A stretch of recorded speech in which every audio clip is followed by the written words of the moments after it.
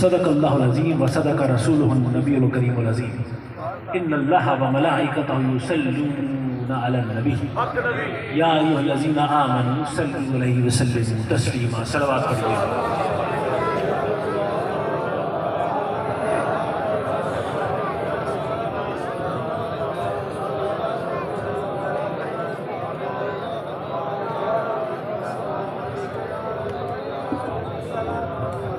صاحبان جی وقار، صاحبان محبت،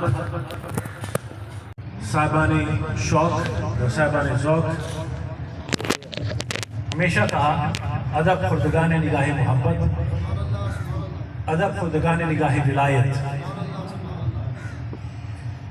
اس محفل مقدسہ، محفل مطہرہ، محفل مبارکہ جو جمعۃ المبارک کے سائے میں انعقاد پذیر ہے، یقیناً یہ مشائخ سادات آل و مہار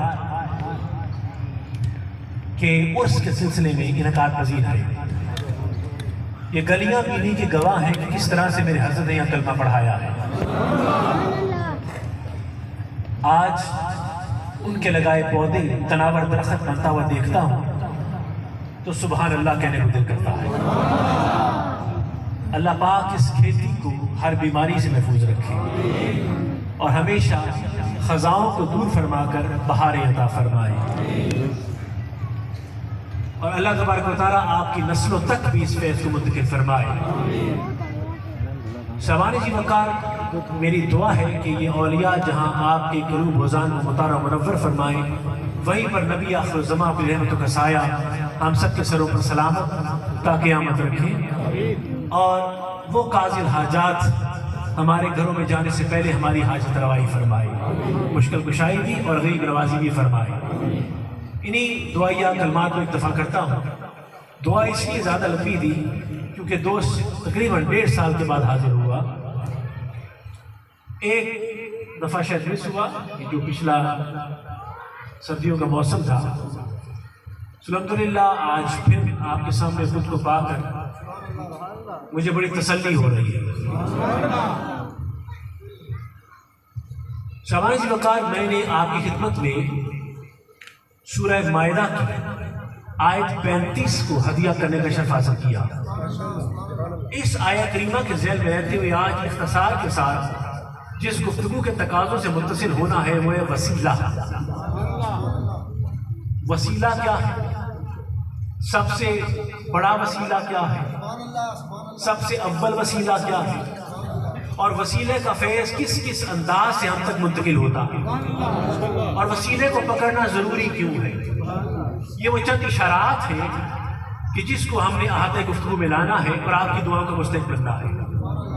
شاہبان جی وقار، اسی ضمن میں اس آیت کریمہ جس کو ہدیہ کیا، اس میں خدائے پروردگار ارشاد فرماتا ہے یا ایھا الذین آمنوا، اے ایمان لانے والوں، وہ لوگ کہ جو ایمان لا چکے ہیں، اے ایمان لا چکنے والوں کہ جو ایمان کی حالت پر قائم ہو چکے. اسلام تو ہے ہی پر اب وہ صاحب ایمان بھی ہو چکے ہیں، اور ایمان عقائد کو دل سے قبول کرنے کا نام ہے. توجہ ہے آپ کی؟ ایمان عقائد کو اپنے دل سے اور اپنی روح کی بالیدگی سے قبول کرنے کا نام ہے. تو خدائے پروردگار مسلمین کو خطاب نہیں کر رہا، یہاں پر مومنین کو خطاب کر رہا ہے جنہوں نے ایمان کی شرطیں مکمل کی ہیں. اے ایمان لا چکنے والوں، اللہ کا تقوی اختیار کرو. یا ایھا الذین آمنوا اتقوا اللہ، اللہ کا بولیے تقوی اختیار کرو. ایمان آ چکا، اب خدا کہہ رہا ہے کہ تم تقوی اختیار کرو. تقوی خوف خدا کو کہتے ہیں، اور جنت متقین کی میراث ہے. جنت بولیے متقین کی میراث ہے. تو جب کوئی شخص ایمان کے بعد تقوی میں داخل ہو گیا تو یقیناً وہ جنت کا حقدار بھی بن گیا، وہ جنتی ہو گیا. تقوی یہ ہے کہ تم اپنے معمولاتی زندگی کے اندر، اعمال کے اندر ایک پاکیزگی حاصل کرو. اپنی روح کو پاک کرو، اپنے اعمال کو پاک کرو، اپنے جسم کو پاک کرو، اپنے کردار کو پاک کرو، اپنے کاروبار کو پاک کرو، اپنے گھر بار کو پاک کرو. اس کو تقوی کہتے ہیں. یعنی ہر چیز میں مد نظر اس کا خوف ہو. توجہ ہے آپ کی؟ اس کا خوف پیش نظر ہو، اس کا خوف زندگی کے ہر شعبے میں. وہ کیا کہتے ہیں کہ ہتھ کار وال دل یار وال، کہ ہمہ وقت اللہ تبارک و تعالیٰ کا خوف پیش نظر ہو اور وہ تمہیں پاک زندگی گزارنے میں مجبور کرے، تو ایمان عقائد کو حاصل کرنے کے بعد خدا فرما رہا ہے کہ تقوی اختیار کرو، ایک پاکیزہ زندگی ہو جائے۔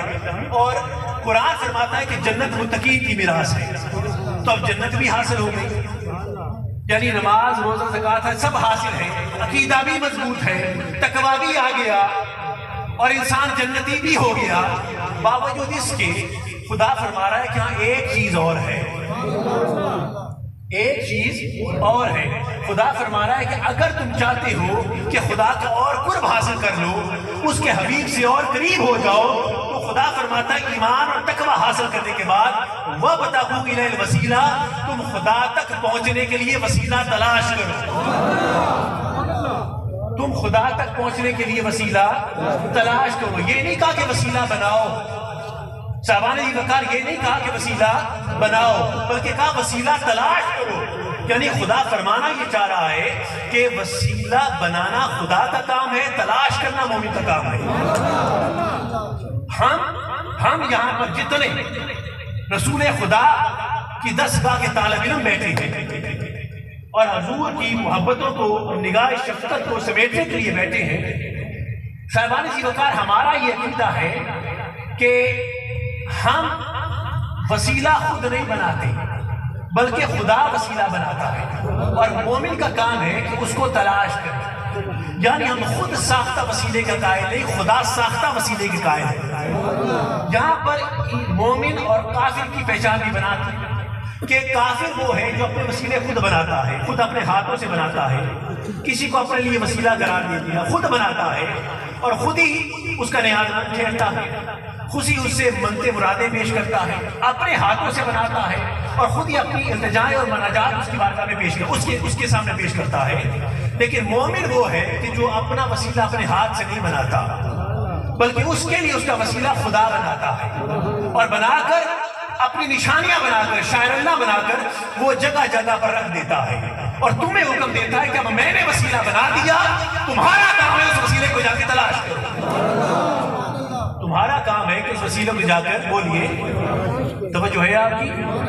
تو بنانا خدا کا کام ہے اور تلاش کرنا مومن کا کام ہے، اور تلاش کرتے ہوئے محنت ہوتی ہے، جستجو ہوتی ہے۔ توجہ ہے آپ کی؟ تلاش کرنے میں یہ نہیں کہ گھر بیٹھو، نہیں، خدا فرمایا تلاش کرو، اس لیے فرمایا کہ وَجَاهِدْ فِي سَبِيلِهِ لَعَلَّكُمْ تُفْلِحُونَ، وَجَاهِدْ، اور اللہ کے راستے میں کوشش کرو، جدوجہد کرو۔ یہاں پر جہاد سے مراد لڑائی نہیں ہے، وہ جنگ والی جہاد نہیں ہے، توجہ ہے آپ کی؟ یہ وہ جنگ والا جہاد نہیں ہے، بلکہ یہاں پر اسی سیاق و ضباط کو مد نظر رکھتے ہوئے وَجَاهِدْ کا مطلب ہے کہ کوشش کرو، کوشش کرو، محنت کرو، تکلیفیں اٹھاؤ، آزمائشیں اٹھاؤ، کیوں؟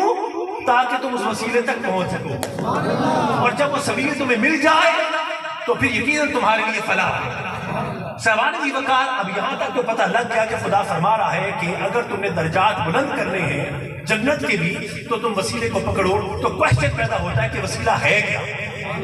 یہ وسیلہ، بولیے، یہ وسیلہ ہے کیا؟ یہ کس چڑیا کا نام ہے وسیلہ؟ جو وسیلے کی باتیں ہوتی ہیں، زیر لب موضوع ہے وسیلہ، یہ وسیلہ ہے کیا؟ تو حضرت امام شافعی سے کسی نے سوال کیا۔ دیکھیں وسیلہ کچھ بھی ہو سکتا ہے، اگر آپ اس آیت کی تفسیر میں جائیں نا، ترجموں میں جائیں تو مختلف مفسرین کرام نے اپنی توجیحات پیش کی ہیں۔ کسی نے کہا ہے یہاں پر وسیلے سے مراد نماز ہے، کسی نے کہا یہاں پر وسیلے سے مراد قرآن ہے، کسی نے کہا یہاں پر وسیلے سے مراد جہاد ہے، توجہ ہے، کسی نے کہا یہاں پر وسیلے سے مراد کوئی ذکر ہے، کسی نے کہا کچھ، کسی نے کہا اس سے مراد دین ہے۔ تو مختلف مفسرین نے اپنی اپنی رائے قائم کی ہے، لیکن جب اس آیت کو پڑھے نا تو اسی کے اندر سے میں سوال مل جاتا ہے کہ جب خدا فرما رہا ہے کہ جو لوگ ایمان لا چکے ہیں، یہ بات سمجھنے والی ہے، اس لیے میں اس پر روک رہا ہوں آپ کو اور سمجھا کے آگے بڑھ رہا ہوں۔ جب کہہ دیا کہ ایمان لانے والوں، تو آپ مجھے بتاؤ کیا ایمان کے اندر دین شامل نہیں ہو گیا؟ کیا قرآن شامل نہیں ہو گیا؟ کیا آپ کے عقائد شامل نہیں ہو گئے؟ کیا نماز، روزہ، زکوٰۃ، حج، آپ کی تہجدیں، جاش، شراط، عبین، یہ ساری باتیں شامل نہیں ہو گئی؟ یہ حجر اسود کے بوسے شامل نہیں ہو گئے؟ آپ کی پاکیزگی تقوی کے اندر شامل نہیں ہوگی؟ تو سب کچھ تو ہو چکا، تو پھر یہاں پر وسیلے سے مراد نماز کیسے ہو سکتا ہے؟ ذکر کیسے ہو سکتا ہے؟ اس سے مراد قرآن کیسے ہو سکتا ہے؟ نہیں، وہ سب کچھ تو پہلے حاصل ہو چکا ہے۔ تو امام شافعی سے کسی نے سوال کیا، امام اربعہ میں سے، 4 اماموں میں سے ایک امام شافعی رحمۃ اللہ تعالیٰ علیہ سے کسی نے سوال کیا کہ امام پاک یہ اس آیت میں جو وسیلہ ہے اس سے مراد کیا نماز ہے؟ اس سے مراد نماز ہے؟ کیا نماز کا وسیلہ اختیار کرے؟ اگر نہیں تو اس سے مراد کیا ہے؟ تو سنیے کہ امام شافعی کیا فرماتے ہیں۔ توجہ ہے آپ کی توجہ ہے؟ درود پاک پڑھیے ذرا۔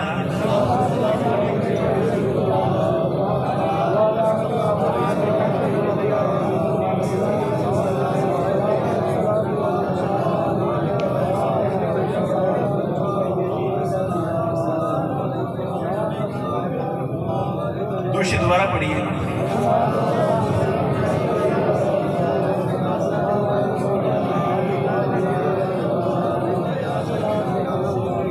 امام شافعی سے کسی پوچھا کہ یہاں پر وسیلے سے مراد کیا ہے، کیا نماز ہے؟ تو امام شافعی کا جواب سنی، وہ فرماتے ہیں شاید اس کا جواب تو خود ہی اس آیت میں ہے، جیسے کہ میں نے بیان کیا کہ جو ایمان لا چکا ہے وہ تو نماز بھی اس میں داخل ہے، تو پھر یہاں پر اس سے مراد نماز نہیں ہو سکتی۔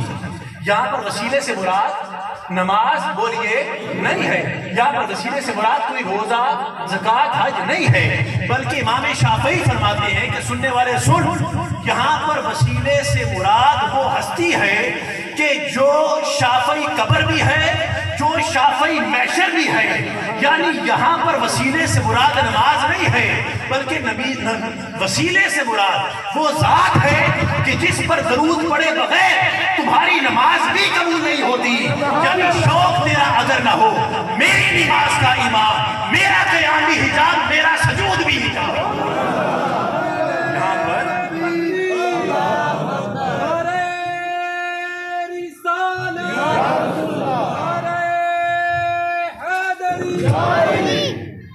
توجہ ہے آپ کی؟ آپ نے توجہ کی؟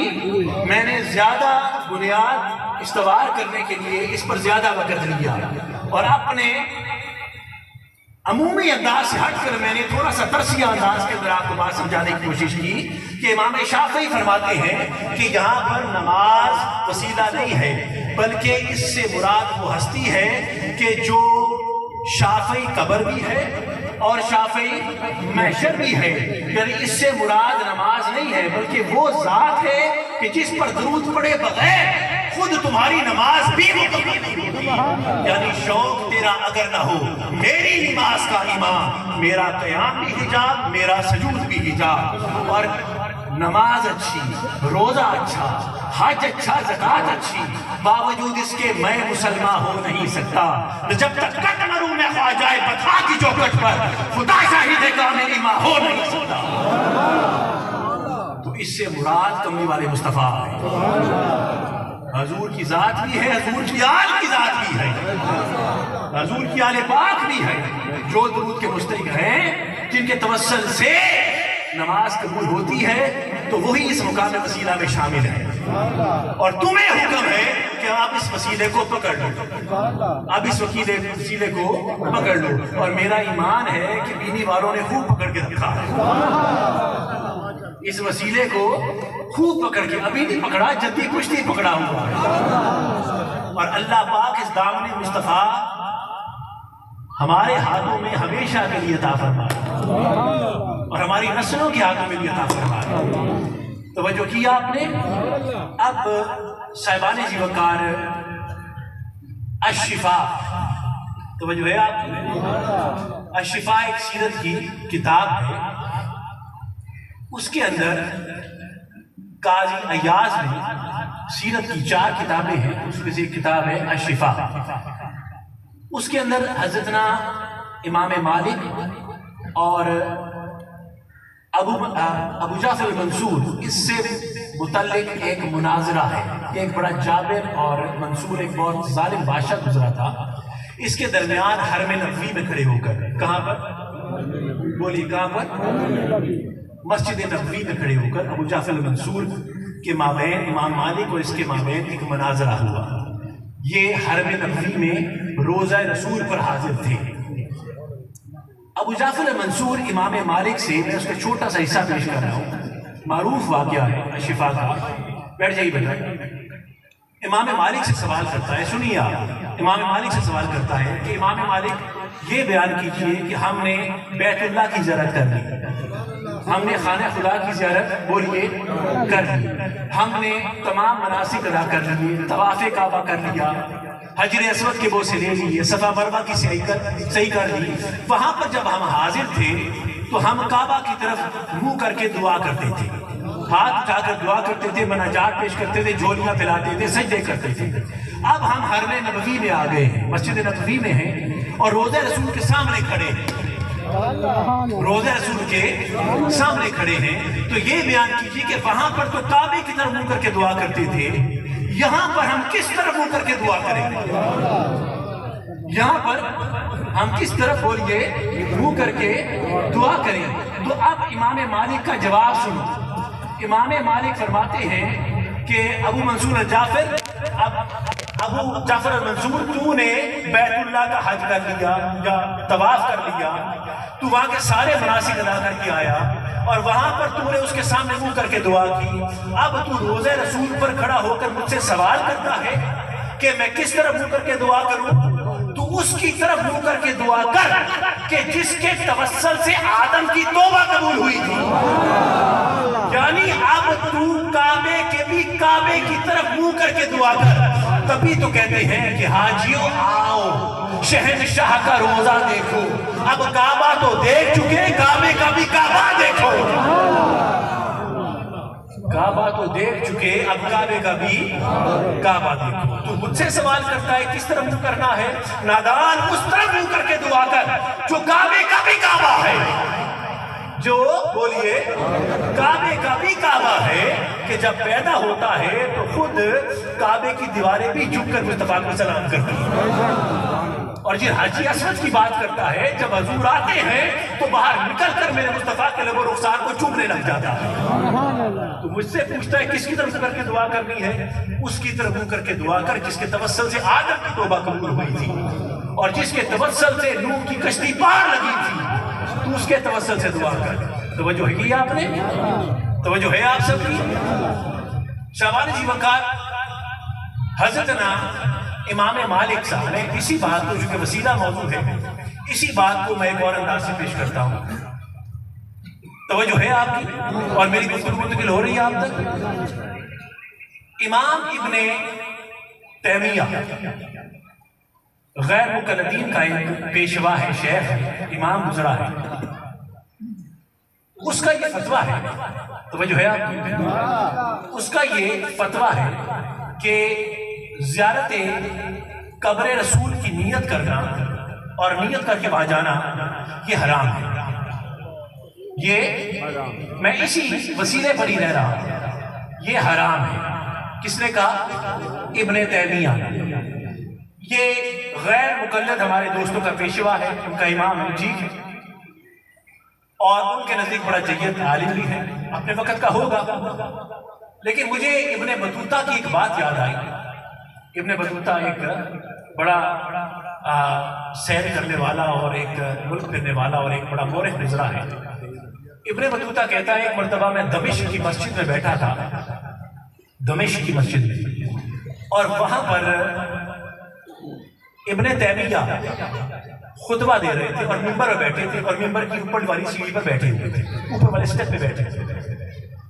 تو کہتے ہیں کہ وہ بیان کر رہے تھے غالباً شب قدر کی فضیلت کو، اور فرما رہے تھے ابن تیمیہ کہ جب یہ رات آتی ہے تو خدائے پروردگار آخری آسمان تک نزول کرتا ہے تاکہ وہ مومنین اور مومنات کی دعائیں زیادہ سن سکے، قبول کر سکے۔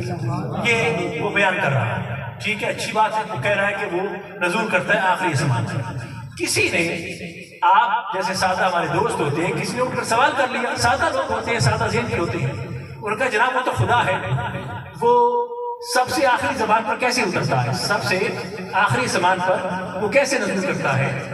تو قبلہ ابن تیمیہ اپنے منبر سے کھڑا ہوا، اترنا، اور 3 سٹیپس ہوتے ہیں، 3 سٹیپ سے کہ اترا، کہا جیسے میں اترا ہوں ویسے خدا بھی اترتا ہے۔ یعنی حال یہ تھا اس کے علم کا، حال یہ تھی اس کی عقل کا، کہ اس نے خدا کو بھی حدود و قیود کا اندر سمیٹ لیا کہ جیسے میں اترتا ہوں ویسے خدا بھی اترتا ہے۔ تو اس قسم کا پیشوا ان کا امام ہے۔ اب جیسا امام ہوگا ویسے اس کے مرید بھی ہوں گے، جیسا امام ہوگا بولیے ویسے اس کے مرید بھی ہوں گے۔ تو ابن تیمیہ کا یہ فتویٰ ہے کہ زیارت قبر رسول کی نیت کرنا حرام ہے۔ کسی نے اسے کوشچن کیا ابن تیمیہ سے کہ آپ نے یہ فتویٰ کہاں سے دیا، آپ نے بولیے یہ فتویٰ کہاں سے دیا؟ تو ابن تیمیہ کہتے ہیں کہ یہ فتویٰ میرا نہیں ہے، یہ امام مالک کا فتویٰ ہے کہ زیارت قبر رسول کی نیت کرنا یہ حرام ہے، یہ میرا فتویٰ نہیں ہے، میں نے اس کو امام مالک سے کوٹ کیا ہے، امام مالک سے کوٹ کیا ہے۔ اور اگر آپ مجھ سے سوال کریں نا تو میں خدا کی قسم اٹھا کے کہتا ہوں کہ ہاں یہ امام مالک کا فتویٰ ہے،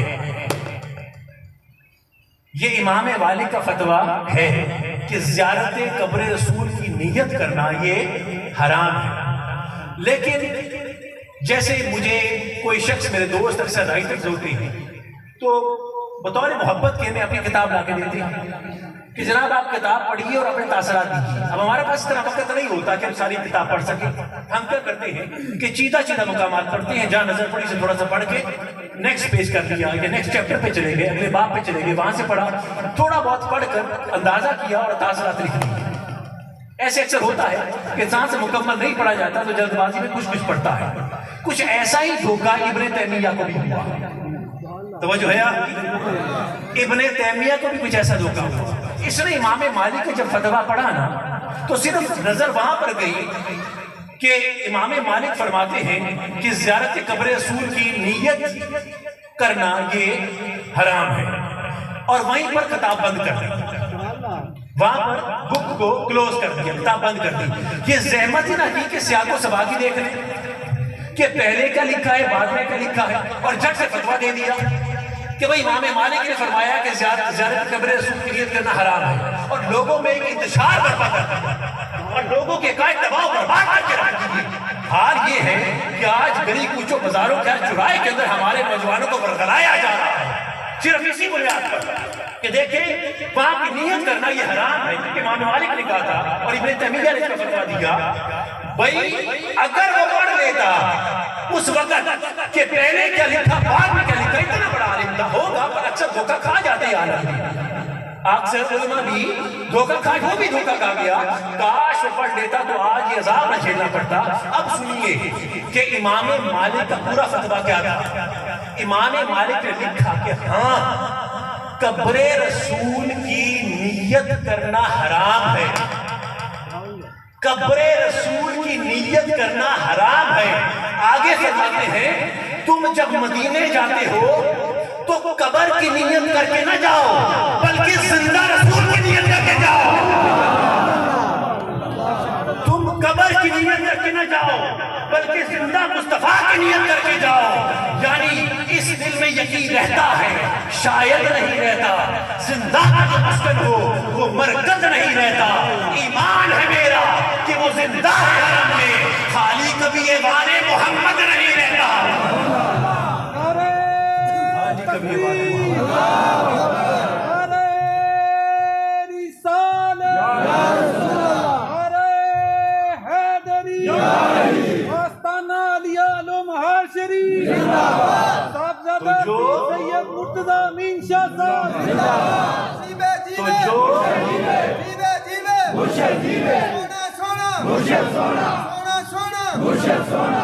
تو جو موت سے مر جائے وہ نبی تمہارا، اور جو موت کے بعد بھی زندہ ہے وہ نبی ہمارا، وہ نبی ہمارا۔ تو زندہ نبی کے زندہ امتی بیٹھے ہیں، تو مجھے بتاؤ پھر زندہ نبی کا وسیلہ پکڑنا بنتا ہے کہ نہیں بنتا؟ بنتا ہے۔ توجہ کی آپ نے؟ اب اسی بات کو میں ایک اور انداز سے پیش کرتا ہوں کہ حضور کی ذات وسیلہ ہے اور ہمیں کس طرح سے اس کو پکڑ کے رکھنا. توجہ ہے نا آپ کی؟ سب کی توجہ ہے کہ حضور کا وسیلہ ہے اور حضور کے وسیلے کو ہمیں بولیے کیسے نیچے بیٹھے بیٹھا توجہ کی آپ نے؟ سنیے گا اللہ تبارک و تعالیٰ کے حبیب نے کچھ ایسی حدیثیں ارشاد فرمائی کہ جس کے اندر حضور نے مختلف مقامات پر مختلف چیزوں کی یا لوگوں کی زیارت کو اللہ کی عبادت قرار دیا. مثال کے طور پر جیسے اللہ کا حبیب فرماتا ہے کہ النظر الی الوالدین عبادت، والدین کی طرف دیکھنا عبادت ہے. بولیے والدین کی طرف دیکھنا آپ کو حج مبرور کا ثواب دیتا ہے. عبادت ہوئی اور ساتھ آپ کو وہ حج جس کی قبولیت میں شک نہیں ہے اس کا آپ کو ثواب مل گیا. تو دیکھا آپ نے والدین کی طرف عبادت اللہ کی ہوئی اور ثواب بھی مل گیا. کیوں خلیفہ صاحب؟ پھر ارشاد ہوا کہ النظر الی العالم عبادت، عالم با عمل کی طرف دیکھنا بھی عبادت. وہ عالم جو عالم با عمل ہے، جس کے پاس علم ہے اور اس کا علم فائدہ دے رہا ہے، لوگوں کو تقسیم نہیں کرتا، فائدہ دیتا ہے، تو اللہ کا بھی فرماتا ہے کہ اس کے چہرے کی طرف دیکھنا عبادت ہے. دیکھتے عالم کو ہو عبادت اللہ کی ہوتی ہے. توجہ کیا آپ کیا؟ اس کا بھی آپ کو ثواب ہوگا. پھر اللہ کے حبیب نے فرمایا کہ النظر الی الکعبہ عبادت، کعبے کی طرف دیکھنا عبادت. آپ طواف کرو نہ کرو، چومو یا نہ چومو، صرف دیکھو، صرف دیکھو. دیکھنے سے ہی عبادت، دیکھنے سے ہی عبادت اور ثواب بھی ہے. ٹھیک ہو گیا؟ سن رہے ہو میری بات؟ توجہ کیا آپ نے؟ درود پاک پڑھیے.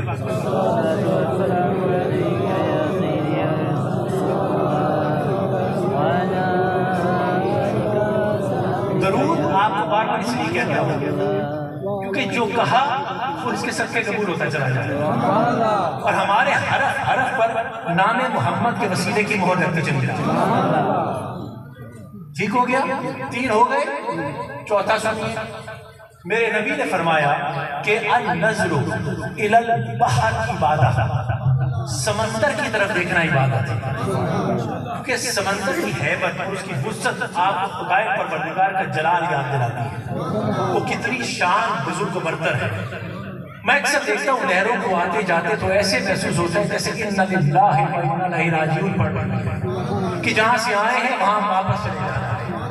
ایسے کہہ رہی ہوتی ہے کہ جیسے دل اپنی طرف میں صادق تھا، گھبرا کے سوئے مطلوب گیا، دریا سے یہ موتی نکلا تھا، دریا ہی میں جا کے ڈوب گیا. تو اس کو دیکھ کر خدا کی یاد آتی ہے. اس لیے خدا نے فرمایا سمندر کو دیکھنا عبادت. اب دیکھتے سمندر کو وہ عبادت، اگر نیت سے دیکھتے ہو تو تب عبادت. پھر میرے نبی نے فرمایا کہ النظر الی وجہ علی عبادت، علی کے چہرے کی طرف دیکھنا عبادت ہے. علی کے بولیے چہرے کی طرف دیکھنا عبادت. یعنی چہرہ علی کا ہے، عبادت خدا کی ہے. چہرہ علی کا ہے، عبادت خدا کی ہے. اس کا بھی بڑا ثواب ہے کہ شاید ولایت کے چہرے کو دیکھا جائے.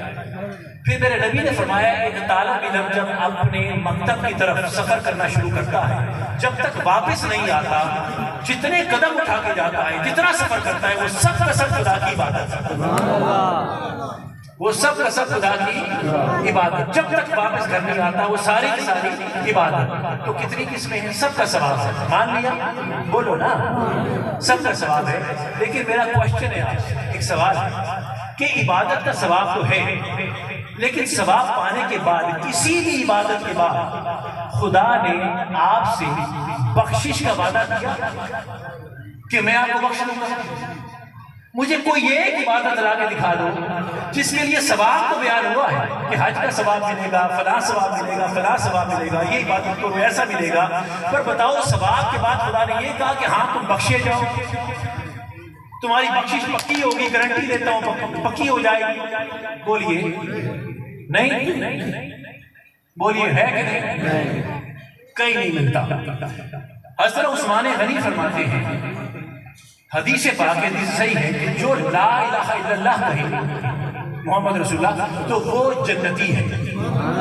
وہ بولیے.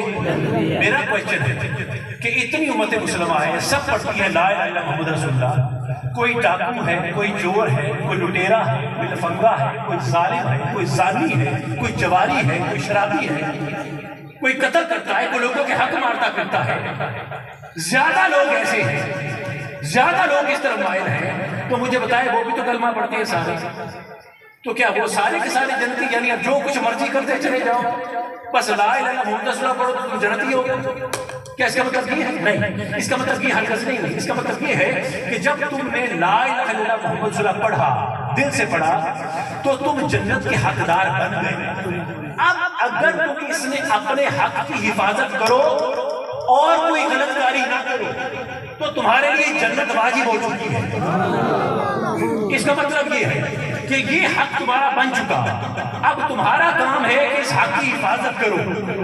اگر حفاظت کرو گے تبھی حق تمہارا رہے گا. لیکن اگر تم نے اس حق میں ملاوٹ کی اور اگر تم نے اس میں خیانت کی تو ظاہری بات ہے تم اس حق کو کھو دو گے. اس کا مطلب یہ ہے. تو براہ راست وعدہ نہیں ہے بخشش کا, توجہ کیا آپ نے؟ براہ راست بولیے, وعدہ نہیں ہے. نمازی نماز پڑھتے ہو بڑی اچھی بات ہے, پر خالی نماز پڑھنے سے تمہاری بخشش ہو جائے گی؟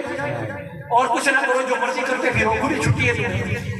خالی نماز پڑھو اور ساری غلط کاریاں کرتے چلے جاؤ تو تم کیا جنت کے حقدار بن گئے؟ نہیں. وعدہ ہر عبادت کے ساتھ کوئی نہ کوئی شرط ہے. سنو, یہ بہت اہم بات ہے, بہت اہم بات ہے جو میں آپ کو کر رہا ہوں. مجھے نہیں پتا آپ نے سن رکھی کہ نہ سن رکھی, لیکن جس انداز سے بیان کر رہا ہوں ذرا سنو. ہر عبادت انفرادی طور پر صرف جنت کے حقدار نہیں بناتی. کچھ نہ کچھ ساتھ ملاتے ہو تو پھر تمہاری بخشش یقینی ہوتی ہے. ساری عبادتیں میں نے اٹھا کے دیکھی, لیکن کسی بھی عبادت کے پیچھے, اکیلی عبادت کے پیچھے مجھے بخشش کی گارنٹی نہیں ملی سوائے ایک عبادت کے. کسی عبادت کے لیے نہیں ملی, لیکن ایک عبادت میرے مصطفیٰ نے فرمایا, من زارا قبری وجبت لہ شفاعتی, جس نے مجھ محمد کے قبر کی زیارت کی اس کی شفاعت کرنا مجھ پر واجب ہو گیا. اس کی شفاعت کرنا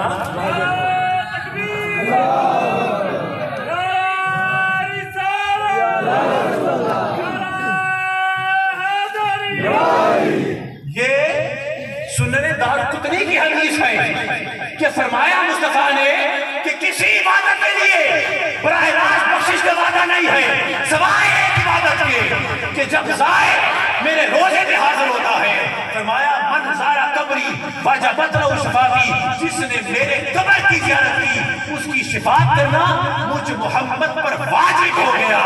یعنی یقین دل کو روزہ قدر سے ملتا ہے, شعور ذات کو ان کے در سے ملتا ہے, ذات حق کو براہ عقل انسان سے اگر شاہ محمد کے گھر سے ملتا ہے.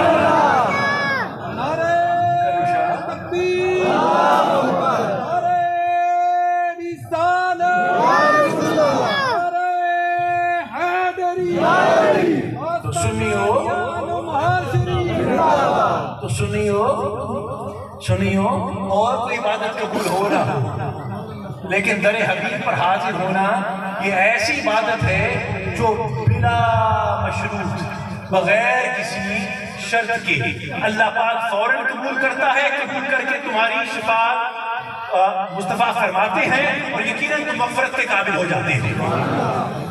توجہ ہے آپ کی؟ تو ایسے ہی نہیں ہم مرتے سرکار کے روزے پر, ایسے نہیں بہانے بناتے کہ ہم نے نیت کرنی ہے مصطفیٰ کی در پہ حاضری کی, اس لیے ظاہر کرتے ہیں کیونکہ اور کوئی عبادت قبول ہو نہ ہو, اللہ سمجھ اللہ بے نیاز ہے, لیکن اس کے حبیب کے در پر حاضر ہو گئے, خدا فوراً تمہاری حاضری قبول فرمائے اور تمہاری مغفرت فرمائے گا.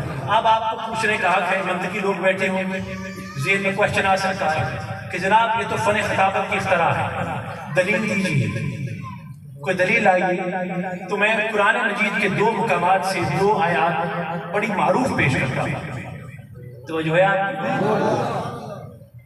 سورہ نصر بسم اللہ الرحمن الرحیم اذا جاء نصر اللہ والفتح ورأيت الناس يدخلون في دين الله أفواجا فسبح بحمد ربك واستغفر إنه كان توابا. یہ آخری سینٹنس پہ رک جاؤ، آخری انہو کانا توابا. اگر تم اللہ سے مغفرت طلب کرو تو اللہ کو توبہ قبول کرنے والا پاؤ گے. تو اللہ کو بولیے انہو کانا توابا، تو تم اللہ کو توبہ قبول کرنے والا پاؤ گے. یعنی اگر تم، اس میں کوئی وسیلہ نہیں ہے، یہ بغیر وسیلے کی آیت ہے. یعنی ڈائریکٹ تم یہاں پر بیٹھ کر کہو کہ اللہ میری مغفرت فرما، اللہ علی صاحب اللہ میری مغفرت فرما. کرتے ہو نا دعا، آپ سب کرتے ہیں، اللہ ہماری مغفرت فرما. کبھی وسیلہ نہیں بھی ڈالتے تو اللہ فرماتے ہیں ہاں ٹھیک ہے، میں غفور الرحیم ہوں، مجھ سے مانگو، میں تمہاری مغفرت کروں گا، تمہاری توبہوں کو قبول کروں گا. تو ہم کہتے ہیں اللہ ہماری مغفرت فرما، وسیلہ نہیں ہے. تو اس کے جواب میں اللہ کہتے ہیں ہاں انہو کانا توابا، ہاں میں توبہ قبول کر سکتا ہوں، مجھے تم توبہ قبول کرنے والا پاؤ گے. یعنی میرا اختیار ہے، اتھارٹی ہے کہ میں کر سکتا ہوں، پر یہ نہیں کہا کہ پکی بات ہے کہ میں نے کر لیا. یہ نہیں کہا بولیے کہ میں نے توبہ کو قبول کر لیا ہے. کہا کہ اللہ توبہ قبول کرنے والا ہے. اللہ بولیے اس کے اندر قبول کرنے والا ہے میں اور قبول کر لیا فرق ہے، فرق ہے نا. یعنی کر سکتا ہے اور نہیں کر سکتا، کوئی گارنٹی نہیں ہے. اس آیت کو دیکھنے کے لیے دوسری آیت سورہ نساء بسم اللہ الرحمن الرحیم وَلَوْ أَنَّهُمْ إِذْ ظَلَمُوا جَاءُوكَ فَاسْتَغْفِرُوا اللَّهَ وَاسْتَغْفَرَ لَهُمُ الرَّسُولُ لَوَجَدُوا اللَّهَ تَوَّابًا رَحِيمًا. توجہ ہے آپ کی توجہ ہے؟ درود پاک پڑھو.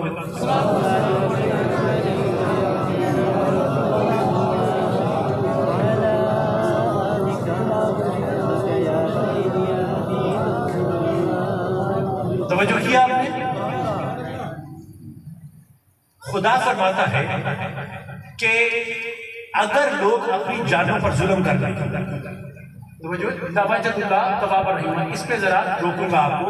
اگر لوگ اپنی جانوں پر ظلم کر رہے ہیں اور ظلم کر کے خدا سے مغفرت کے طالب ہیں، اور حبیب آپ بھی ان کی سفارش فرمائیں، حبیب آپ بھی ان کی سفارش فرمائیں، تو جواب کیا آیا؟ لَوَجَدُوا اللَّهَ تَوَّابًا بولیے رحیمًا، کہ اللہ تبارک و تعالیٰ ضرور بالضرور تمہاری توبہ بھی قبول کرے گا اور تم پر رحمت بھی فرمائے گا. وہاں پر کیا کہا تھا؟ وہ پہلی آیت میں کیا کہا تھا کہ اگر تم اللہ سے مغفرت طلب کرو تو اللہ توبہ قبول کرنے والا ہے. وہاں پر صرف کا توبہ قبول کرنے والا ہے. یہاں پر کہا کہ اللہ توبہ قبول کرے گا، ساتھ تم پر رحمت بھی فرمائے گا. وہاں پر ایک انعام تھا، مصطفیٰ کا وسیلہ آیا تو کہا توبہ تو قبول ہوگی، ساتھ میں رحمت بھی آئے گی، ساتھ میں رحمت بھی آئے گی. تو وسیلے کے بغیر ایک انعام، وسیلے کے ساتھ دوہرا انعام، جو ہے وسیلے کے ساتھ دوہرا انعام. اور دوسری بات کہ وہاں پر فرمایا کہ تم اللہ کو توبہ قبول کرنے والا پاؤ گے. وہ کر سکتا ہے پر گارنٹی نہیں ہے. لیکن جب حبیب کی باری آئی کہ میرے مصطفیٰ کے در پر حاضر ہو اور حضور سے سفارش کرواؤ اور حضور تمہاری سفارش کر دے، تو پھر یقیناً اللہ تمہاری توبہ ضرور قبول کرے گا. یعنی بغیر وسیلے کے مانگو، خدا قبول کرے نہ کرے مرضی خدا کی، حبیب کے وسیلے سے مانگو خدا ضرور قبول کرے، کیونکہ گارنٹی مصطفیٰ کی. یعنی اس سارے عمل پیش خدا کوئی نہ ہوگا، اس رحمت عالم کے سوا کوئی نہ ہوگا. ان کے توسل سے خدا ہی کو پکارو، ان جیسا مددگار دعا کوئی نہ ہوگا.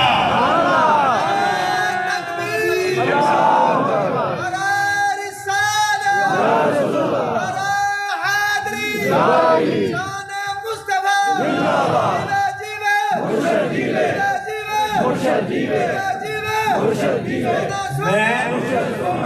میں بینی والوں کے حسن سماج پر بہت بھروسہ رکھتا ہوں.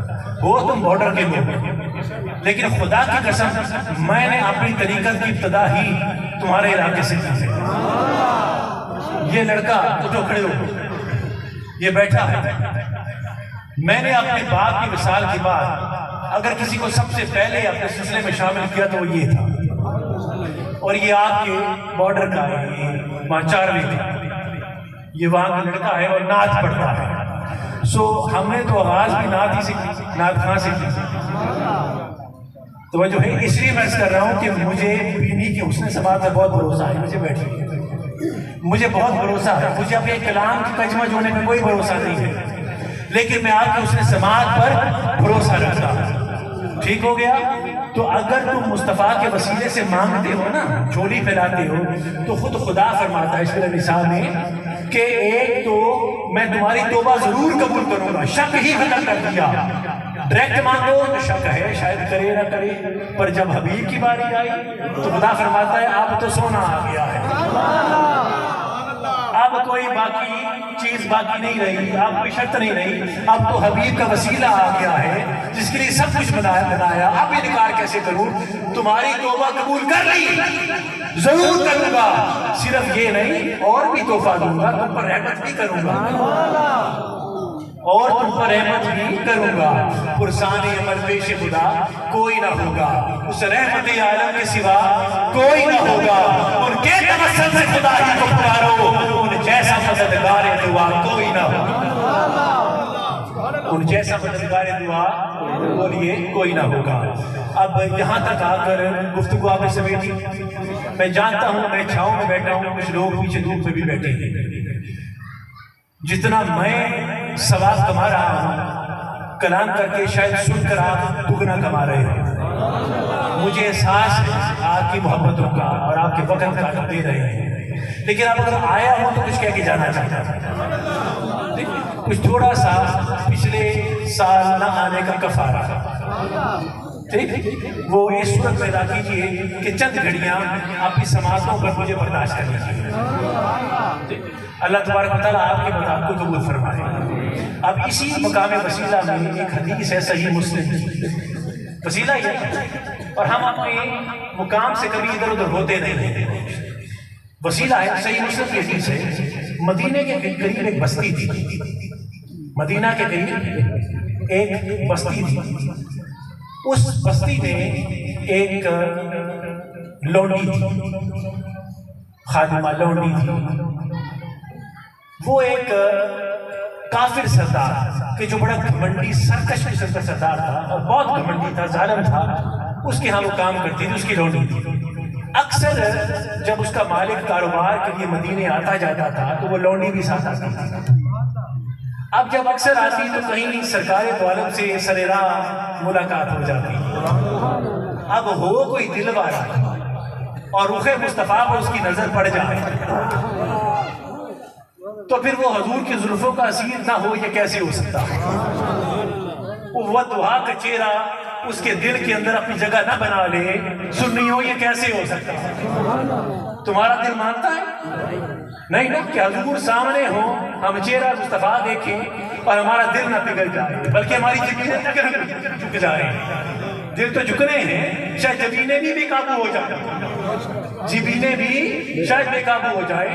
تو کون وہ ظالم ہوگا، کون پتھر دل ہوگا جو سامنے حضور کو دیکھے اور پھر بھی مومنہ ہو؟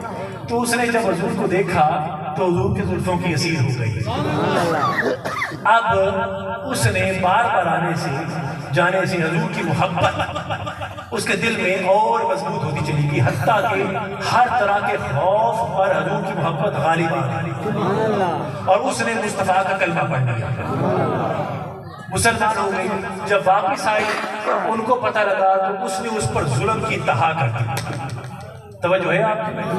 وہ ہے تو لونڈی تھی، غلام تھی، خدمتگار تھی ان کی، اور اوپر سے مسلمان ہو گئی. وہ پہلے ہی کافر تھے، گھمنڈی سرکش قسم کے سردار تھے، تو انہوں نے اور اس پر ظلم کرنے شروع کر دیا. اب ایک دن کیا ہوا کہ اسی سردار کی لڑکی، سننے والا واقعہ ہے، کافر سردار کی لڑکی وہ غسل کرنے کے لیے حمام میں گئی.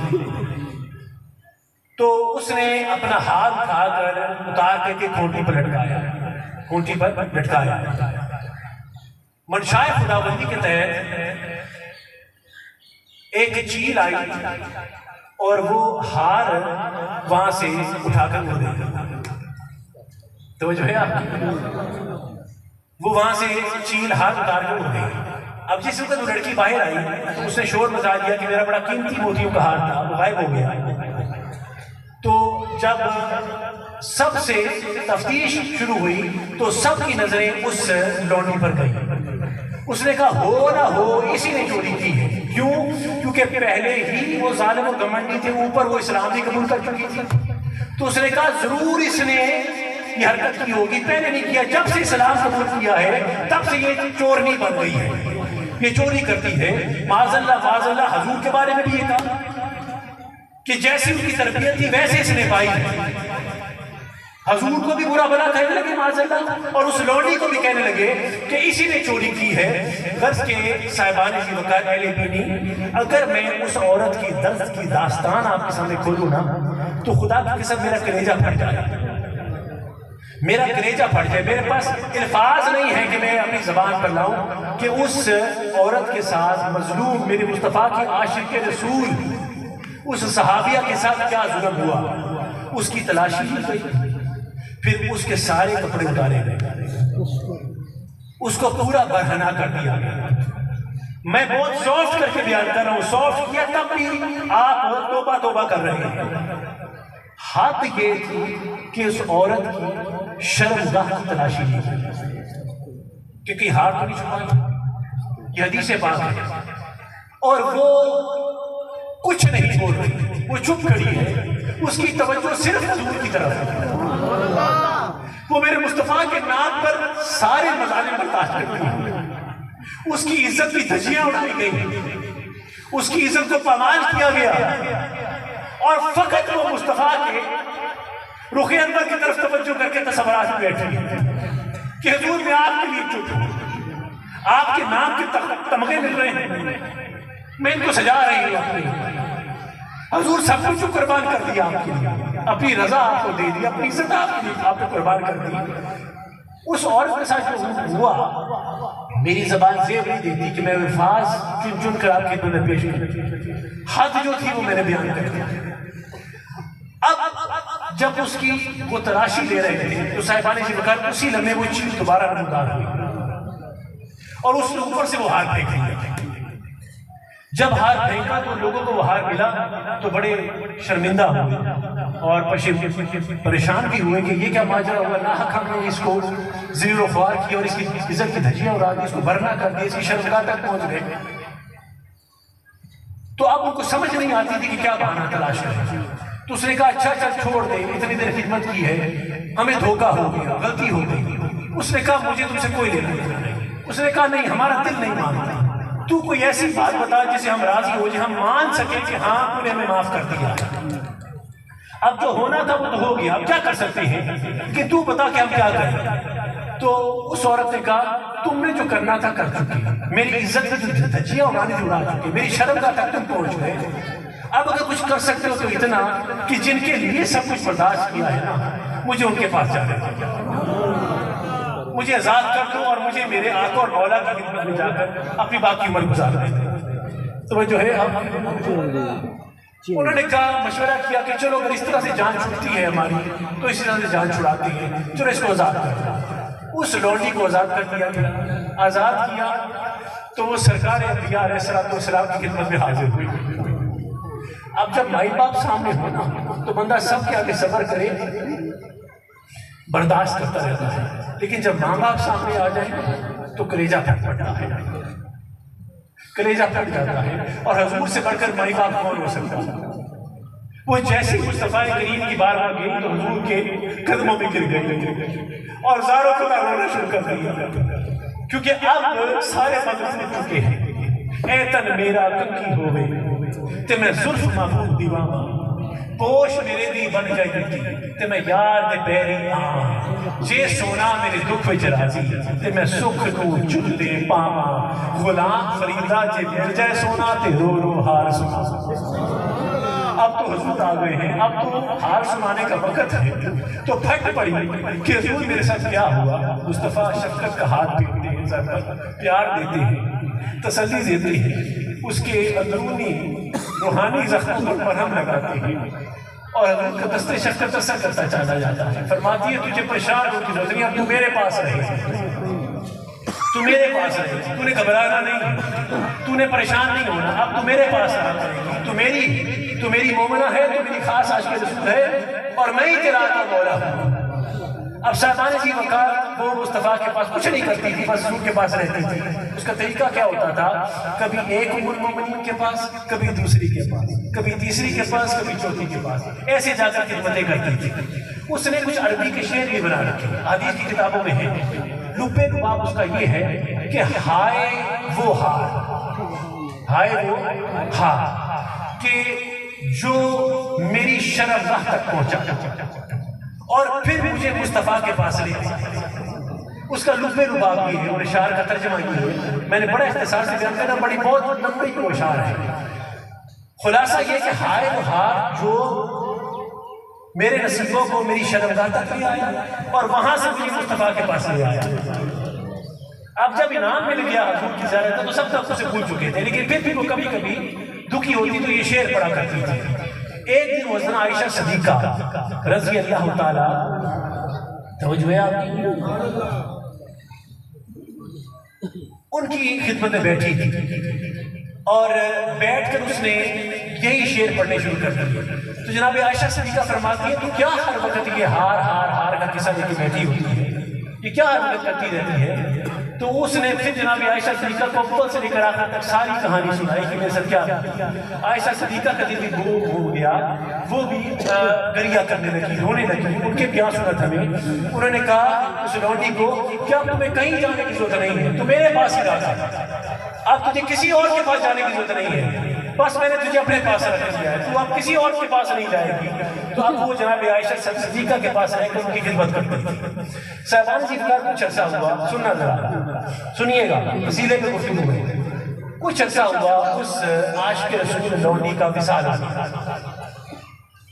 گیا. جب وصال ہوا تو کسی نے حضور کو خبر نہ کی، رات کا وقت تھا. انہوں نے خود ہی شہر کے باہر جا کر اس کو دفنا دیا.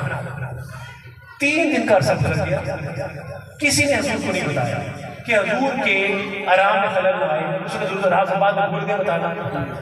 تیسرے میں چوتھے دن حضور تشریف لائے جناب عائشہ صدیقہ کے گھر اور آ کے پوچھتے ہیں کہ وہ ہار والی نظر نہیں آتی. اس کو ہار والی کہتے ہیں، وہ ہار والی نظر نہیں آتی، وہ کدھر گئی ہے؟ تو انہوں نے کہا کہ اس کا تو وصال ہو گیا، وہ تو 3-4 دن ہو گئے وصال ہو گیا.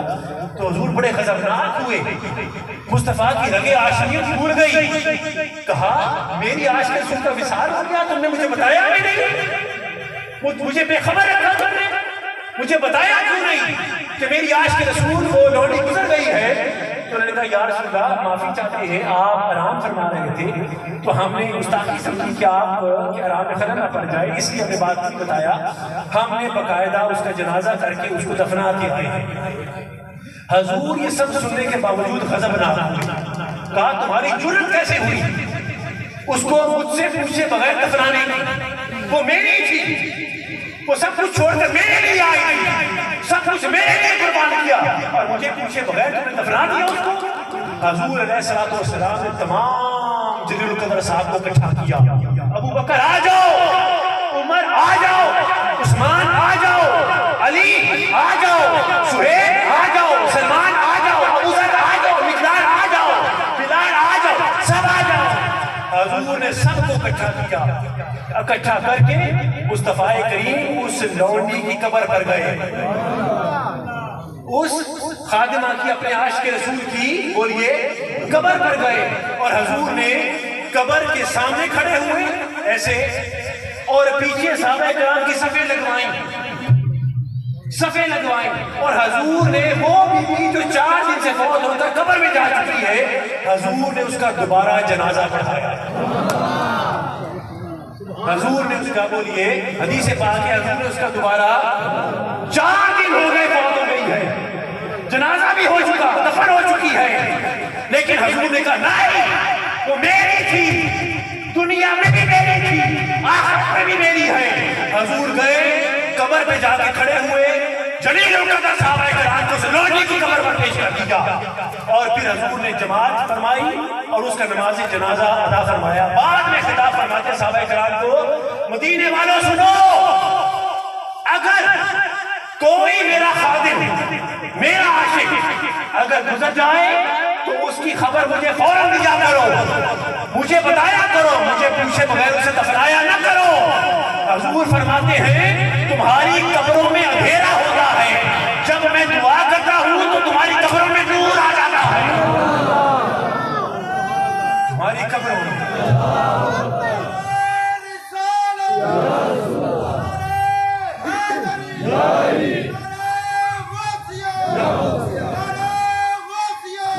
حضور مدینے والوں کو خطاب کرتے، خبردار مجھ سے پوچھے بغیر میرے کسی عاشق کو نہ دفنایا کرو، مجھ سے دعا نہ کرو، جب تک میں دعا نہ دوں اسے دفنایا نہ کرو، کیونکہ تمہاری قبروں میں اندھیرا ہوتا ہے، میں مصطفیٰ دعا کرتا ہوں تمہاری قبریں روشن ہو جاتی ہیں۔ لوکاں سانو آن ڈرایا، رات قبر دی کالی، پر اسی سنیا اس اوتھے ہونا جدے موڈے قبری کالی۔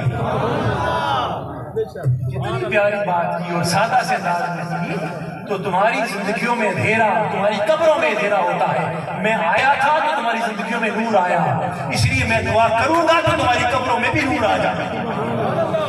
توجہ ہے آپ کی؟ تو حضور کا وسیلہ قبر میں بھی ہے، قبر کے باہر بھی ہے۔ اب سنو، قبر تک تو بات آئی، قبر تک تو بات آئی، بس اب اختتامی کلمات کی طرف ہوں، پر جب آیا ہوں تو اتنا تو اجازت دیجیے کہ کچھ ایک بات اور کرنا چاہتا ہوں، ایک آدھ بات۔ یہ حدیث پاک ہے، سنیے گا، یہ فیض بیان کر رہا ہوں کہ یہ تو 1400 سال پہلے تھا نا، تم جو بیٹھے ہوئے ہو، کیا یہ فیض آج تک تم تک بھی پہنچ رہا ہے؟ یہ فضیلے کا فیض تم تک بھی پہنچ رہا ہے؟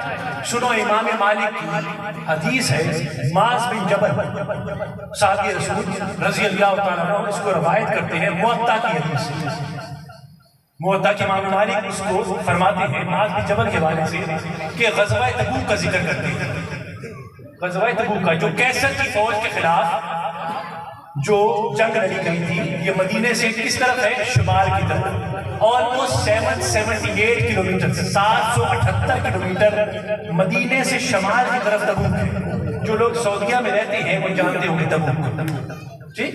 بڑی مزیدار بات کرنے لگا ہوں، ذرا بعد میں آپ پوائنٹ پہ کروں گا۔ تبوک جانتے ہو کیسا علاقہ ہے؟ جہاں سعودیہ میں کون کون گیا ہوا ہے، کام کرتا ہے، کوئی ہے سعودیہ والے بیٹھے یہاں پر؟ تو جانتے ہو تبوک، سنا ہوا ہے تبوک؟ یہ مدینہ سے شمال کی طرف 778 کلومیٹر کے فاصلے پہ ہے۔ جب حضور تبوک کی جنگ کے لیے وہاں میدان پر پہنچے تو سنیے گا، بالکل چٹیل میدان، ریگستانی علاقہ تھا۔ آج کا نہ سوچیے، میں بعد میں بیان کرتا ہوں کیا ہوا پھر وہاں پر۔ ریگستانی علاقہ، کسی زمانے میں جناب صالح علیہ السلام کی بستیاں وہاں پر واقع تھیں تبوک کے مقام پر، اب تو اس کے کھنڈر میں نہیں تھے، وہاں پر جن بھی نہیں گزرتے تھے، بالکل بیابان ویران، کچھ نہیں وہاں پر، چٹیل ایک علاقہ تھا، اور اس وقت وہ گرم علاقہ تھا، آج کی بات نہیں کر رہا میں، بعد میں بیان کرتا ہوں، سخت گرم علاقہ تھا وہ والا، آج کے زمانے کی بات نہیں کر رہا، آج موسم کیسے ہے میں بھی بیان کرتا ہوں موسم بنا کیسے، اس وقت کی بات کر رہا ہوں کہ وہ ایک گرم علاقوں میں شمار ہوتا تھا، کیونکہ وہاں پر کوئی کھیتی نہیں تھی، کھیتی بھی نہیں ہوتی تھی، کوئی کھیتی نہیں تھی وہاں پر، سارے علیہ السلام کے زمانے کی بستیاں، بعد میں کسی نے بستی بنائی بھی نہیں وہاں پر۔ تو فرماتے ہیں وہاں پر جب حضور پہنچے تو نماز کا وقت تھا، تمام صحابہ کو پانی چاہیے، وضو کے لیے پانی چاہیے، خود مصطفیٰ نے ان کو بھی وضو کے لیے پانی چاہیے تھا، اور وہاں پر انہیں دور ایک چشمہ خشک نظر آیا، بالکل خشک چشمہ۔ جب وہ پاس گئے، ادھر تک کو میرے تک، جب وہ وہاں پر گئے تو چشمے پہ دیکھتے ہیں حضور، حدیث پاک ہے کہ پانی کی ایک ہلکی سی دھار، حدیث میں لکھا ہے جیسے جوتے کا تسمہ ہوتا ہے، جوتے کا تسمہ جانتے ہو، اتنی بریک دھار صرف ایک جگہ سے ٹپ ٹپ ٹپ رہی تھی۔ اب صحابہ کرام بڑے پریشان، کہیں حضور پانی نہ مانگے، چلے ہماری تو خیر مصطفیٰ نہ مانگے، تو کیا کیا تمام صحابہ کرام نے ایسے اکٹھے کر کے ہاتھ اس پانی کے آگے نیچے رکھے، جیسے پانی کو روکتے ہیں، تاکہ سارے ہاتھ اوپر نیچے اکٹھے ہوئے تو پانی تھوڑا ہاتھوں کے اندر جمع ہو جا سکتا ہے۔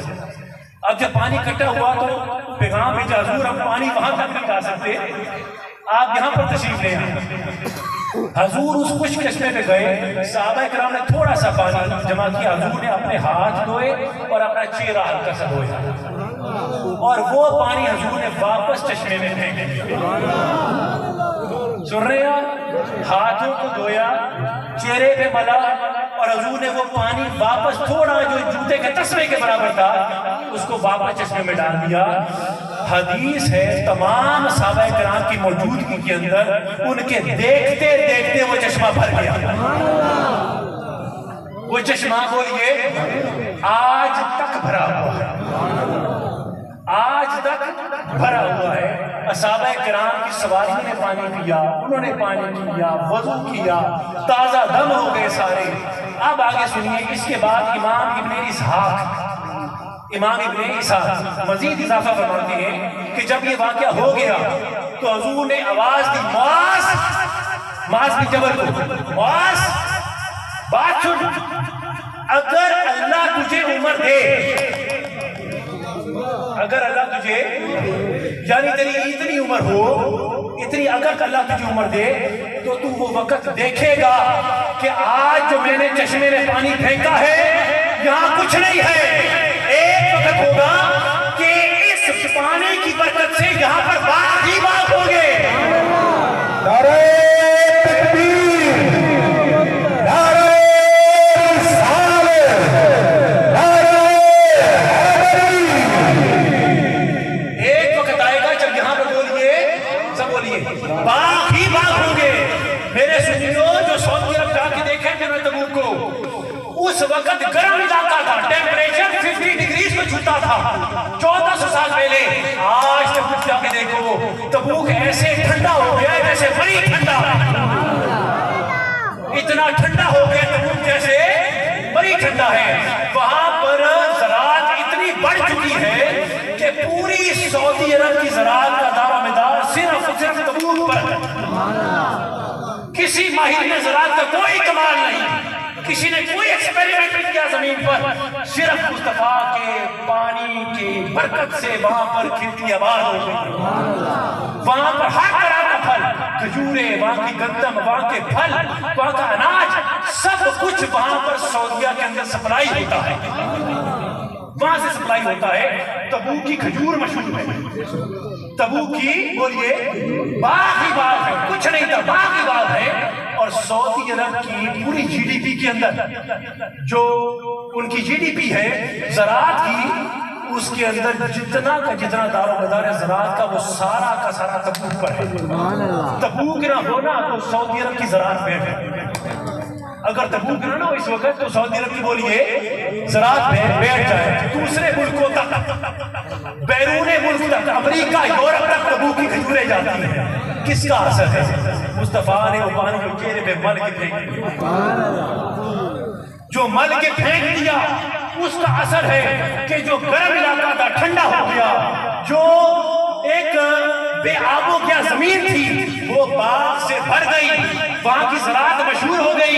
یعنی خدا فرمانا چاہ رہا ہے کہ نادانو دیکھو، جہاں جہاں پر بھی نسبت مصطفیٰ ہوگی وہاں وہاں پر رحمت خدا ہوگی، جہاں جہاں پر بھی نسبت مصطفیٰ ہوگی وہاں وہاں پر رحمت خدا ہوگی۔ تو یہ وسیلہ مصطفیٰ کے اثرات ہیں۔ تم جاتے ہو تو تبوک کی کھجوریں پاکستان میں ملے کے آتی ہیں، اور سب سے اچھی بہترین کھجور تبوک کی ہے۔ کیوں؟ مصطفیٰ نے کھودی کر دی، چہرے پہ پانی مل کے پھینک دیا تھا۔ اب بھی نہیں مانتے مصطفیٰ کے فیض، کھجوریں پک رہی ہیں اس پانی کے صدقے میں جو ہلکا سا چھو گیا، اور کہتے ہو کہ وہ جو گنبد خضرا میں بیٹھا اس کا فیض نہیں ہے، اس کا فیض نہیں ہے، وہ باغ باغ کر کے چلا گیا۔ نادانو، تمہاری کھیتیاں بنا کے چلا گیا، تمہیں بادشاہ بنا کے چلا گیا۔ اب بھی مانتے ہو؟ اب بھی نہیں مانتے کہ اس گنبد خضرا کے اندر لیٹے ہوئے بندے کا فیض کیا ہے، اس ہستی کا فیض کیا ہے؟ توجہ کیا آپ نے؟ آپ کی توجہ ہے کہ نہیں ہے؟ نہیں ہے آپ کی توجہ۔ درود پاک پڑھو.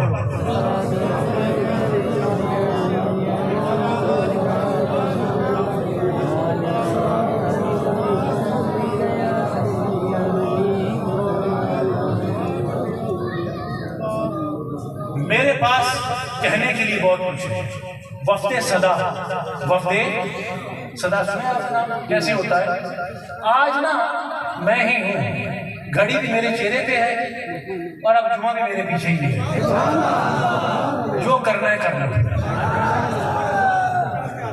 جو ہے آپ کی میری اوقات نہیں ہے صوفی صاحب، میری اوقات نہیں ہے کہ میں آپ پر جبر کروں. یہ ممبر مجھے اختیار دیتا ہے کہ میں آپ پر اپنی حدود کے اندر رہ کر قبضہ جما کے رکھوں.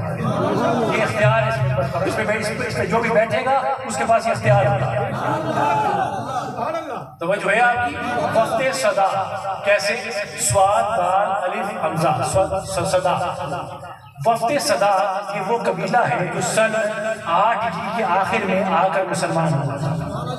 یہ وفد صدا ہے. اس کے تقریباً 10 سے 15 لوگ پہلے مصطفیٰ کے پاس آئے. ان کا جو سردار تھا وہ زید بن حارث صدائی تھا. زید بن حارث صدائی. یہ جو کہ مصطفیٰ کے پاس آئے تو انہوں نے آ کر اسلام قبول کیا.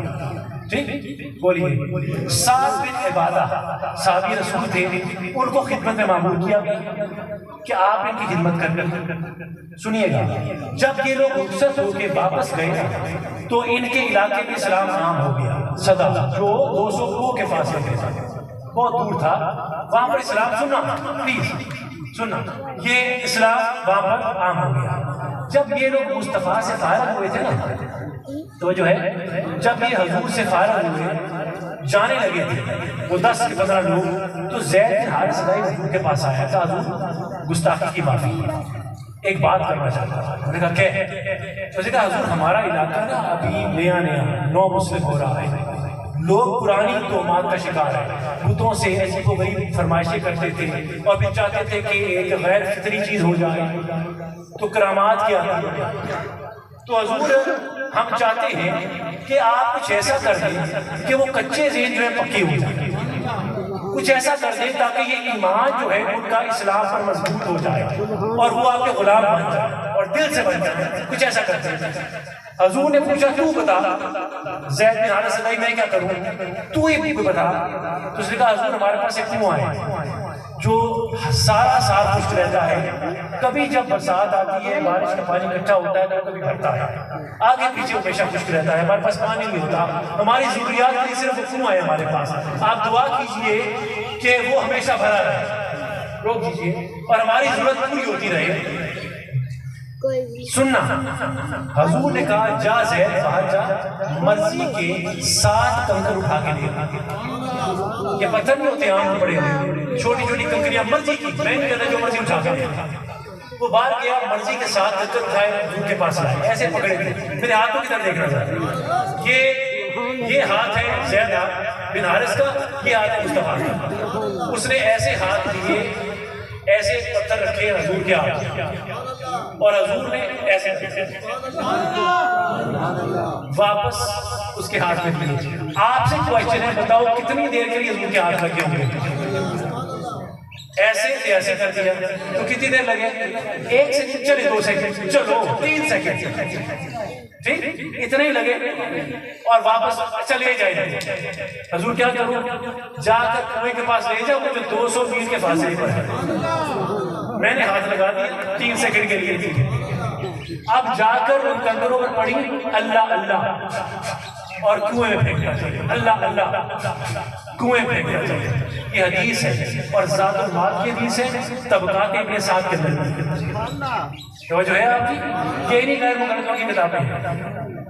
سنیے گا، اب وہ جو ذات المال ہے وہ تو پیور نہیں کی ہے نا، کیونکہ حافظ ابن قیم کی ہے. سنیے گا میری بات. اب وہ شخص کیا، حضور کا لفظ کتنی دیر کے لیے تھا؟ 2 یا 3 سیکنڈ کے لیے. وہ کنکریاں اب مصطفیٰ سے جدا ہو گئی، دور علاقے میں چلی گئی، دور علاقے میں گئی، کسی اور کے ہاتھ میں آئی جو نیا اسلام میں. اس نے ان کو پکڑا اور پکڑ کے کنویں کے پاس جا کے کہتا ہے اللہ اللہ. پھینکا، اللہ اللہ پھینکا، اللہ اللہ پھینکا. جیسے جیسے پھینکتا جاتا ہے پانی اوپر آتا چلا جاتا ہے. حتیٰ کہ جب 7 ککریاں پھینکی تو پانی اتنا اوپر آ گیا کہ اس کا باہر کا کنارہ بھی غائب ہو گیا. اس کا باہر کا کنارہ بھی غائب ہو گیا. اتنا پانی چھلکنے لگ گیا اس کے اندر سے. تو صاحبان سی وقار کویسچن میرا اتنا آیا اسے کہ پتھر کیا ہے؟ بے جان. بولیے نا، جماعت بے جان چیز ہے. حضور کے ہاتھ لگے پتھر ایسے زندہ ہوئے کہ جس پانی میں گئے اس پانی کو بھی زندہ کر دیا، اور وہ پانی باہر نکلنا شروع ہو گیا. تو مصطفیٰ کا جسم جسے ہلکا سا چھو جائے وہ اس کو بھی زندگی ایسی عطا کرے کہ ہمیشہ کے لیے پانی جاری ہو گیا. وہ آگے جس کے اندر گیا اس کو بھی زندہ کر دیا. تو آپ کہتے ہو، ان سے سوال ہے جو کہتے ہیں معاذ اللہ میرا مصطفیٰ قبر میں جا کر مر کر مٹی میں مل کر مٹی ہو گیا، انہیں کو وہ پتھروں کو ہاتھ لگاتا تھا وہ زندہ ہو جاتے. تو حضور جس نے مکے اور مدینے میں چلتے پھرتے قرآن پڑھایا، دین کی تبلیغ کی، آپ کہتے ہو کہ اس محمد کا اپنے ہی جسم پر کوئی ایسا نہیں ہوا کہ جو مردہ پتھروں کو ہاتھ لگا دے وہ زندہ ہو جائیں. تو مصطفیٰ کے بارے میں شک رکھتے ہو کہ حضور قبر میں جا کر زندہ نہیں ہے. مصطفیٰ کل بھی زندہ تھے، آج بھی زندہ ہے، قیامت تک کے لیے زندہ ہے. کیونکہ روشن ہے نقش سید ابرار آج بھی، محفوظ ہے حضور کا کردار آج بھی، سنتے ہیں گال آپ کی گفتار آج بھی، نظروں میں ہے وہ عالم انوار آج بھی. ایک غزہ حضور کی مشہود ہے یہاں، میرا رسول آج بھی موجود ہے یہاں.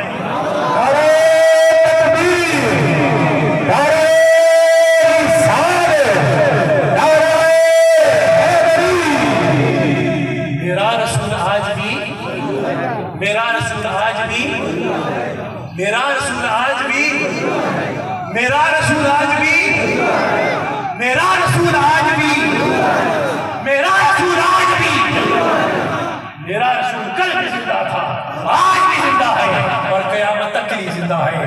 جیسے کل فیض تھا ویسے آج فیض ہے، ویسے قیامت تک کے لیے فیض ہے. حضور بھول گئے وہ بنی اسرائیل کا شخص جس نے 200 سال کے گناہ کیے تھے؟ بھول گئے وہ آپ کو؟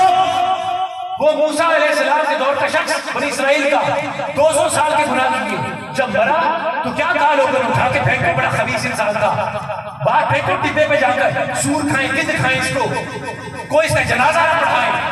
مر کھپ گیا، شکر ادا کیا سب نے. جب پھینک کے آ گئے تو خدا نے موسیٰ کو وحی کی، موسیٰ کوئی جنازہ نہیں پڑھاتا، تو جنازہ پڑھا، تو جنازہ پڑھا. موسیٰ تھوڑے نازوں والے نبی تھے.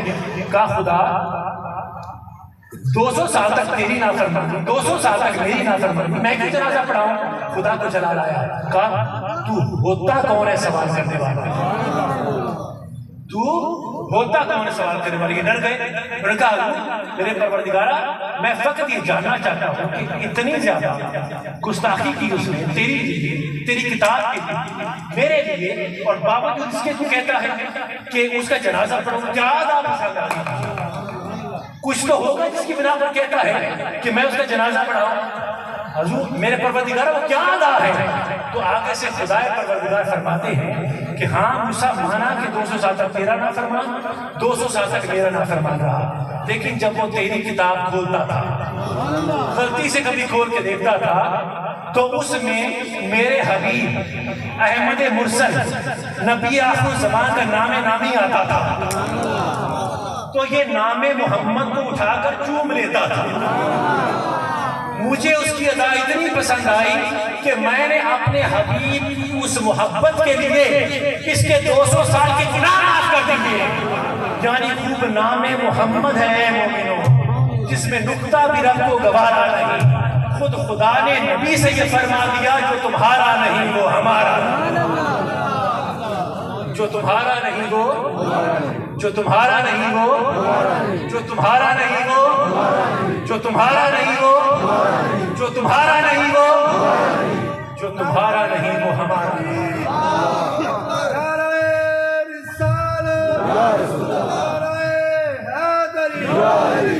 صاحبان ایسی وقار، اللہ تبارک و تعالی ہمیں اس مقام وسیلہ کو دل کی عطا گرائیوں سے قبول کرنے کی توفیق عطا فرمائے.